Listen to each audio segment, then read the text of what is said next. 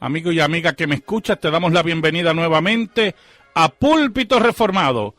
Te habla el reverendo Carlos Cruz Moya y te invitamos a que te quedes con nosotros en la próxima hora para que escuches palabra de Dios, la palabra que no se equivoca, la palabra que no vuelve atrás vacía, esa palabra que como espada de dos filos penetra hasta lo más profundo del corazón del hombre y la mujer. En esta hermosa noche vamos a tener el tema el profeta Jonás. El profeta Jonás. Así que amigo y amiga que me escucha, busca tu Biblia, la palabra de Dios, la única regla de fe y conducta para discutir este tema tan interesante, el profeta Jonás. Y buscamos Jonás, capítulo 1, versículos del 1 al 17. Jonás, capítulo 1, versículos del 1 al 17. Dice así la palabra de Dios. Vino palabra de Jehová a Jonás, hijo de Amitai, diciendo: Levántate y ve a Nínive, aquella gran ciudad, y pregona contra ella, porque ha subido su maldad delante de mí. Y Jonás se levantó para huir de la presencia de Jehová a Tarsis, y descendió a Jope, y halló una nave que partía para Tarsis, y pagando su pasaje, entró en ella para irse con ellos a Tarsis, lejos de la presencia de Dios. Pero Jehová hizo levantar un gran viento en el mar, y hubo en el mar una tempestad tan grande que se pensó que se partiría la nave. Y los marineros tuvieron miedo, y cada uno clamaba a su Dios, y echaron al mar los enseres que había en la nave para descargarla de ellos. Pero Jonás había bajado al interior de la nave, y se había echado a dormir. Y el patrón de la nave se le acercó y le dijo: ¿Qué tienes, dormilón? Levántate y clama a tu Dios, quizá Él tendrá compasión de nosotros y no pereceremos. Y dijeron cada uno a su compañero: Venid y echemos suertes para que sepamos por causa de quién nos ha venido este mal. Y echaron suertes, y la suerte cayó sobre Jonás. Entonces le dijeron ellos: Decláranos ahora por qué nos ha venido este mal. ¿Qué oficio tienes y de dónde vienes? ¿Cuál es tu tierra y de qué pueblo eres? Y él les respondió: Soy hebreo y temo a Jehová, Dios de los cielos, que hizo el mar y la tierra. Y aquellos hombres temieron sobremanera y le dijeron: ¿Por qué has hecho esto? Porque ellos sabían que huía de la presencia de Jehová, pues él se lo había declarado. Y le dijeron: ¿Qué haremos contigo para que el mar se nos aquiete? Porque el mar se iba embraveciendo más y más. Él les respondió: Tomadme y echadme al mar, y el mar se os aquietará. Porque yo sé que por mi causa ha venido esta gran tempestad sobre vosotros. Y aquellos hombres trabajaron para hacer volver la nave a tierra, mas no pudieron, porque el mar se iba embraveciendo más y más contra ellos. Entonces clamaron a Jehová y dijeron: Te rogamos ahora, Jehová, que no perezcamos nosotros por la vida de este hombre, ni pongas sobre nosotros la sangre inocente, porque tú, Jehová, has hecho como has querido. Y tomaron a Jonás y lo echaron al mar, y el mar se aquietó de su furor. Y temieron aquellos hombres a Jehová con gran temor, y ofrecieron sacrificio a Jehová, e hicieron votos. Pero Jehová tenía preparado un gran pez que tragase a Jonás, y estuvo Jonás en el vientre del pez 3 días y 3 noches. Amén. En este primer capítulo de Jonás, un capítulo famosísimo, donde se habla de la huida de Jonás, o el intento de huida de Jonás de la presencia de Dios, el intento de no llevar lo que Dios quería a Nínive, su despreocupación pensando que ya Dios se había olvidado de él, y el gran pez que se traga a Jonás y está por 3 días y 3 noches. Tenemos uno de los relatos milagrosos de portentos de Dios en el Antiguo Testamento, que se ha llevado no solamente a ser de grandes predicaciones. Frente a mí yo tengo un comentario de Jonás de Juan Calvino, que ya está en español, que también se han creado himnos infantiles sobre la historia de Jonás. Pero asimismo, como ocurre este fenómeno, asimismo los enemigos de la Biblia, todos esos liberales que están fuera del reino de Dios, pero que también están dentro de la iglesia de Cristo, negando lo que dice la palabra, también han negado la historicidad del libro de Jonás. Y decididamente, ¿verdad? Esa negación de lo que ocurre en el libro de Jonás viene porque los enemigos de la Biblia no pueden aceptar no solamente la soberanía de Dios sobre todas las cosas, porque aquí vemos a Dios soberano no solamente sobre la vida de Jonás, sino sobre todos los elementos naturales, tormentas, mar y todo, y también soberano sobre todo lo creado, incluyendo el reino animal. Y por lo tanto, no es solamente hablar de que un profeta se rebela contra Dios, sino que el libro de Jonás refleja claramente la soberanía de Dios sobre todos los aspectos de la vida y sobre todo lo que existe. Sí, que el protagonista del libro es Dios. Así mismo es. Él lo que está presentando es Dios y su soberanía, ¿no? Y en ese sentido, ¿verdad? Al ser soberano, lo que se proclama es la gloria de Dios y el poder que Él tiene sobre todas las cosas. No importa lo que hagamos, el Señor va a cumplir sus propósitos. Así mismo es. Y si tiene que mover cielo, tierra y mar, y el reino animal, y peces grandes. Exacto, para cumplir sus propósitos, nada va a frustrar porque Dios no puede ser engañado. Ahora, si buscamos Segunda de Reyes, capítulo 14, versículo 25, podemos, en cierta medida, vamos a ver ahí una mención del profeta Jonás y ver una pista por qué Jonás no quiere obedecer a Dios. Segunda de Reyes, 14:25. Él restauró los límites de Israel desde la entrada de Hamat hasta el mar de Arabá, conforme a la palabra de Jehová de Israel, Dios de Israel, la cual él había hablado por su siervo Jonás, hijo de Amittai, profeta que fue de Gat-Efer. Muy bien. Y usted dirá, ¿y en qué forma, pastor? Hay una pista, y bueno, Jonás había predicho las extensiones de las triunfos militares de Jeroboam II y su, ¿verdad? Como dice bien, las conquistas increíbles de Jeroboam II. Y para un patriota como Jonás, escuche bien, para un patriota como Jonás debe haber sido una gran alegría emitir este tipo de profecía de parte de Dios. Por lo tanto, estamos hablando de un profeta que no solamente predijo las grandes victorias de Jeroboam II, sino que se convierte en un héroe nacional. Porque usted sabe muy bien que cuando los reyes oían cosas bonitas de los profetas y se cumplían, recibían muchos favores. Y por lo tanto estamos hablando de un héroe nacional como era Jonás.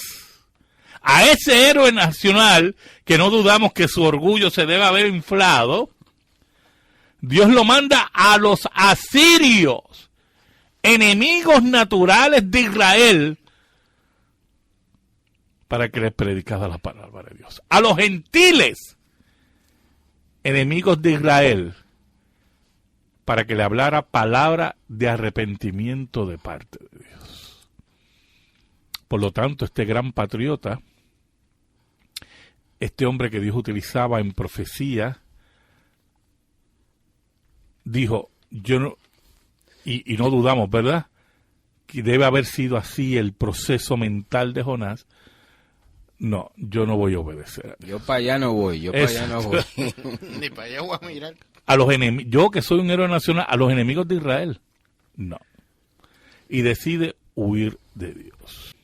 Por lo tanto, el texto nos dice que Jonás decide huir de Dios.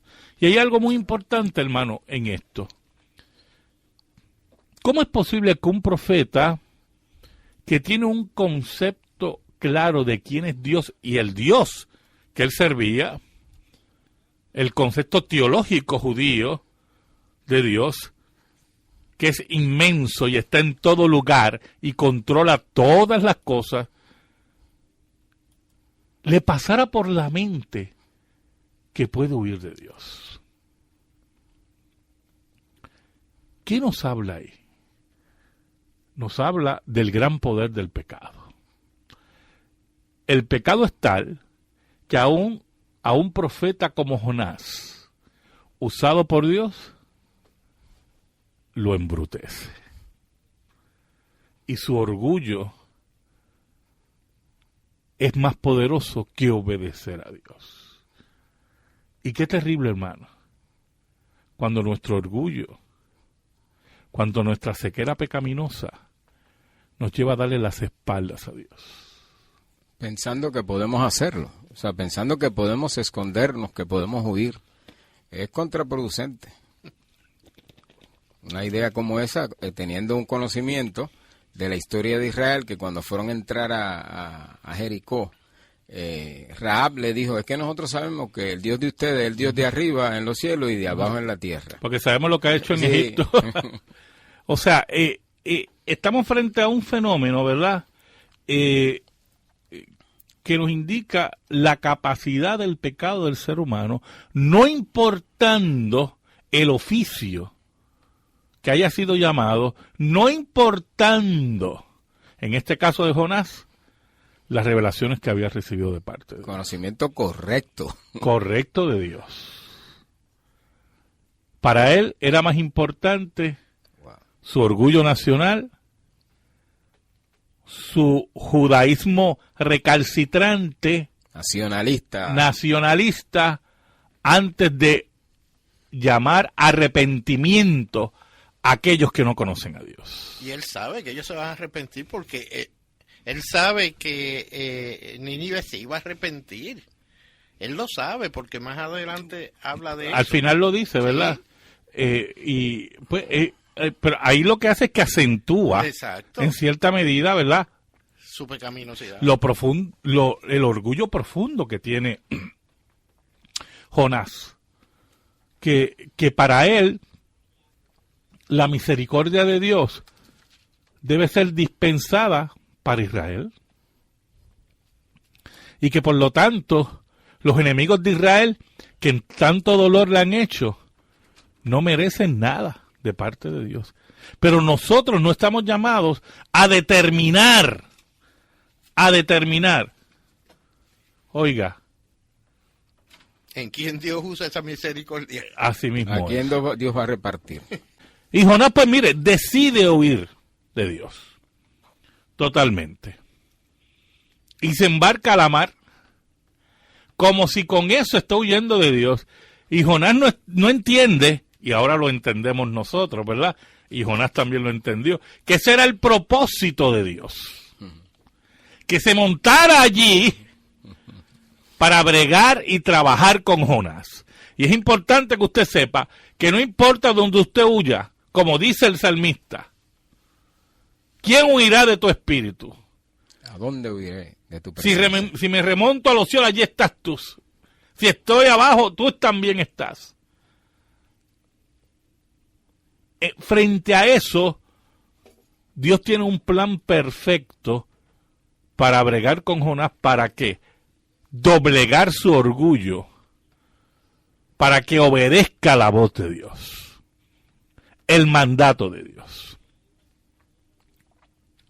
Y entran unos procesos que nos hablan de la soberanía de Dios. Porque al montarse para dirigirse a Tarsis, si no me equivoco, El verso 13.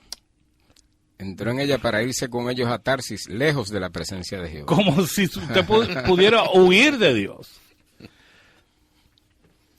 Y ahí se muestra la soberanía de Dios en los elementos naturales.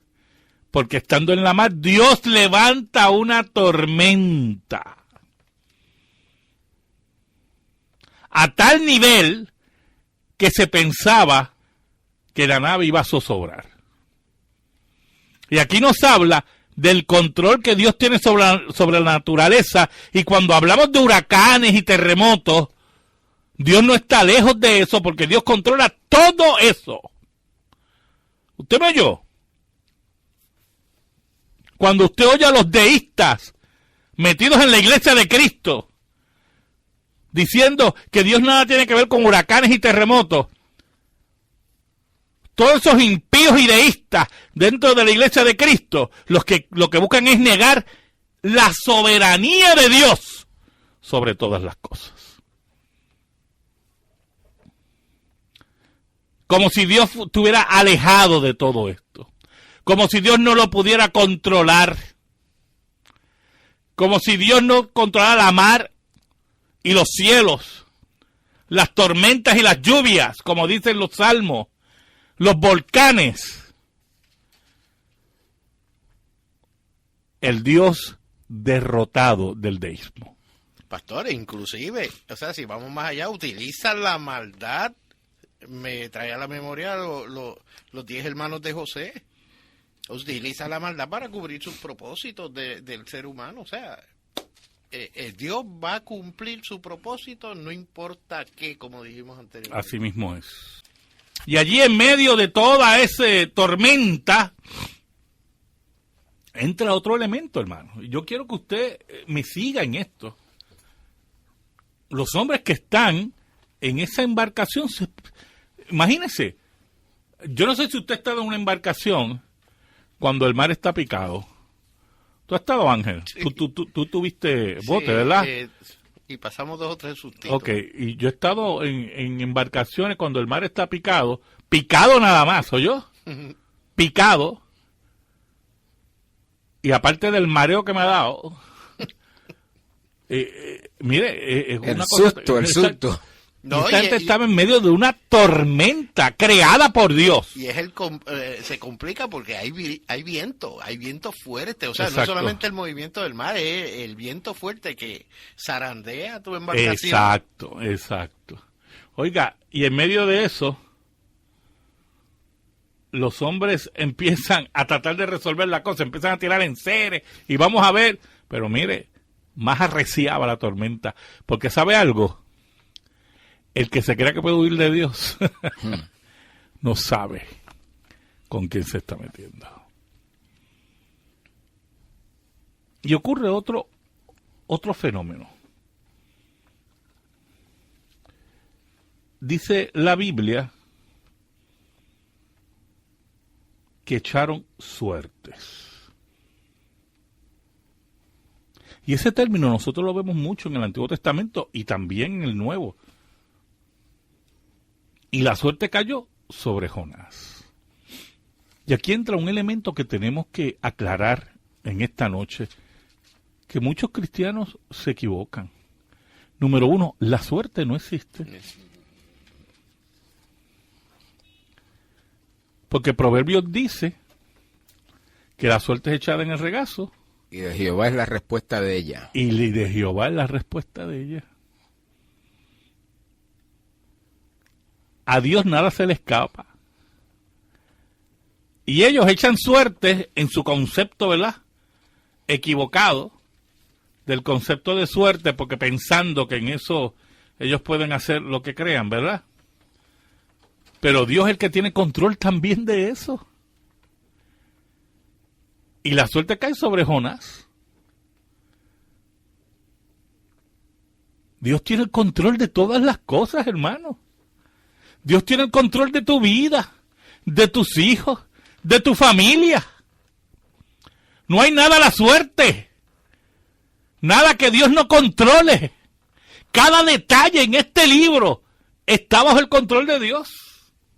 Es significativo que el concepto correcto y teológico de Jonás, cuando dice que se confiesa, y dice, no, yo soy hebreo y temo a Jehová, Dios de los cielos, que hizo el mar y la tierra. Tiene control sobre todo eso porque era el dueño de eso. Y ahí se confiesa. Y se da cuenta que no puede huir de Dios. Pero mire, Jonás cuando dice que lo tiren al mar, yo creo que usted tenga que tener claro esto, O sea, lo iban a tirar a un mar picado. ¿Qué picado? La gente está en medio de un huracán. pero Jonás cree que lo van a tirar al mar porque para morir. O sea, él ya se consideraba un hombre condenado a muerte, ¿oyó?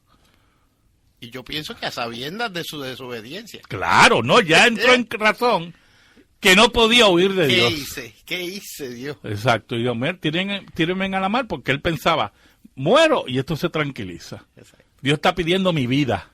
Ay, pero no sabía que si él pensaba que él no iba a cumplir la voluntad de Dios, estaba tan equivocado. Pasamos a la sección de la pregunta religiosa. Tengo una preguntita por aquí y el hermano Andrés está preparado para contestarla, que nos dice que preguntan porque ha habido personas, pastores, que conocen y falsos maestros en seminarios apóstatas que niegan la historicidad de Jonás. Que niegan que Jonás ni que haya existido y que los eventos que habla el libro de Jonás, que nos vamos a dedicar en estos programas, porque mire, esto no va a ser el único programa de Jonás, la semana que viene vamos a seguir con este tema, niegan la historicidad de Jonás, como dije anteriormente, y niegan los eventos que habla Jonás. Yo solamente quiero que oigan 2 citas de Cristo. 2 citas de Cristo, y creo que mire, no tengo ni que profundizar, sino solamente oír al Maestro hablar, a nuestro Rey y Señor hablar, y vamos a ver si con lo que dice Cristo no está hablando de la historicidad y la existencia de Jonás. Andrés. Entonces respondieron ¿Qué pasaje? ¿Qué pasaje? Mateo 12, 38 al 41. Dice, entonces respondieron algunos de los escribas y de los fariseos, diciendo, Maestro, deseamos ver de ti señal. Él respondió y les dijo, la generación mala y adúltera demanda señal, pero señal no le será dada, sino la señal del profeta Jonás. Porque como estuvo Jonás, oiga eso, palabras de Cristo, como estuvo Jonás en el vientre del gran pez 3 días y 3 noches, así estará el Hijo del Hombre en el corazón de la tierra 3 días y 3 noches. Los hombres de Nínive se levantarán en el juicio con esta generación y la condenarán, porque ellos se arrepintieron a la predicación de Jonás, y he aquí más que Jonás en este lugar. ¿Y el otro pasaje? ¿Dónde está? Lucas 11, 29 y 30. Y apiñándose las multitudes, comenzó a decir, esta generación es mala, demanda señal, pero señal no le será dada sino la señal de Jonás. Porque así como Jonás fue señal a los ninivitas, también lo será el Hijo del Hombre a esta generación. Vamos al pasaje de Mateo. Y yo quiero que usted analice conmigo este pasaje. Mire cómo dice ese pasaje. Empieza a leerlo. Como estuvo Jonás en el vientre del gran pez 3 días y 3 noches, así estará el Hijo del Hombre en el corazón de la tierra 3 días y 3 noches. Escucha lo siguiente, hermano. La historicidad de la muerte de Cristo y del enterramiento de Cristo, para después posteriormente anunciar la resurrección, se compara con el evento que ocurrió con Jonás. Si lo que ocurrió con Jonás no fue histórico, entonces la comparación de Cristo no tiene valor. No tiene ningún valor. Ni razón de ser. Porque Cristo está comparando su muerte, enterramiento y resurrección con un evento que es ficticio, con un elemento que es mitológico, que no fue un evento histórico. Mire qué cosa. Pero más adelante, ¿qué sigue diciendo el pasaje? Los hombres de Nínive se levantarán en el juicio con esta generación y la condenarán, porque ellos se arrepintieron a la predicación de Jonás. Entonces, mire qué interesante lo que dice ahí. Mire qué interesante. los hombres de Nínive se van a levantar en el juicio final. Ujú.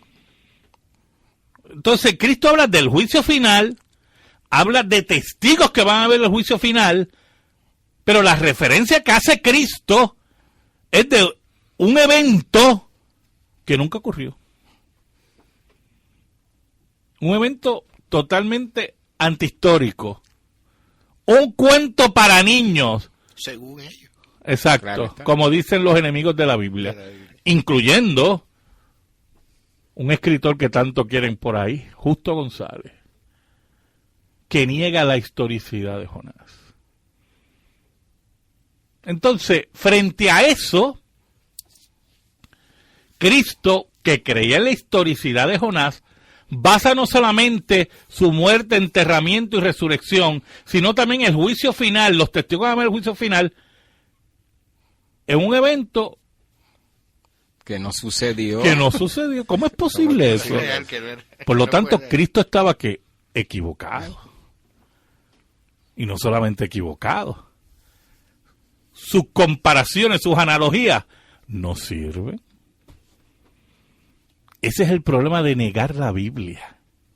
Oye, ese es el problema de darle las espaldas a la revelación bíblica. Porque cuando le damos las espaldas a la revelación bíblica, tarde o temprano caemos en la blasfemia. ¿Qué es lo que está ocurriendo con esto? Mire, yo le exhorto a usted que me escucha en esta noche a través de estas ondas radiales, que mañana, y yo me río, ¿verdad? Porque hay hermano me dice, pastor, pero vaya donde tu pastor y pregúntele si cree que si el libro de Jonás es histórico o no. Y si le dice que no, pues mire, está negando también lo que Cristo dijo de la historicidad del libro de Jonás. Debe salir huyendo como ¡Oh! Jonás huía. O sea, negar la historicidad de Jonás es llamar a Cristo, miren, en pocas palabras, mentiroso. Es señalar a Cristo como un cuentista que creía cualquier cosa. ¿Y cómo un cristianismo puede sostenerse Exacto. sin su fundador? O sea, son cristianos sin Cristo. Pero vamos a complicar esto. El segundo pasaje que leíste dice El que de así Lucas. como Jonás fue señal para los A los ninivitas, Cristo va a ser señal. O sea, Cristo se pone como señal a esa generación, pero su comparación es con un evento que no ocurrió. Oiga, pero qué cosa tremenda, hermano, de los enemigos de la Biblia. Pero es tan sencillo, y escúcheme bien, es tan sencillo como salir. Mire, decir, si usted está en una iglesia y usted no cree lo que dice la Biblia, pues váyase, que usted sea ahí. Pero no, es la insistencia de quedarse en la comunidad de fe y negar lo que dice el texto bíblico. Para hacer daño, porque son enemigos de la Claro, cruz. para hacer daño. Yo quería traer también a colación un comentario del libro de Matthew Henry, cuando Francisco La Cueva hace la traducción. Ujú. Y entonces nos habla del versículo 17, que tanta importancia estas personas enemigos de la Biblia le dan, que si el pez era una ballena, que si dejaba de ser otra cosa, cuando La Cueva en su análisis, en fin de cuentas, su carácter y sus dimensiones no importan, refiriéndose al pez, sino el hombre que se tragó. No se puede dudar del milagro que realiza Dios en términos de todo este pasaje y la misericordia de Dios con el mismo Jonás, Sí, porque que se alejó de Dios. Y nosotros la semana que viene vamos a tomar ese tema sobre el gran pez, ¿verdad? Pero es importante que usted sepa que cuando hablan de la imposibilidad de eso, que un hombre pueda resistir en el estómago de un gran pez, Empezando a ser tragado, claro, vivo. es como negar que Dios tiene el control de todo. todo. Mire, Dios manda el gran pez, y vamos a discutir eso la semana que viene, y al mismo tiempo muestra que Él preserva la vida de Jonás. Claro. Él preserva la vida de Jonás, hermano. Y en ese sentido, ¿verdad? Esas cosas tienen que estar claras.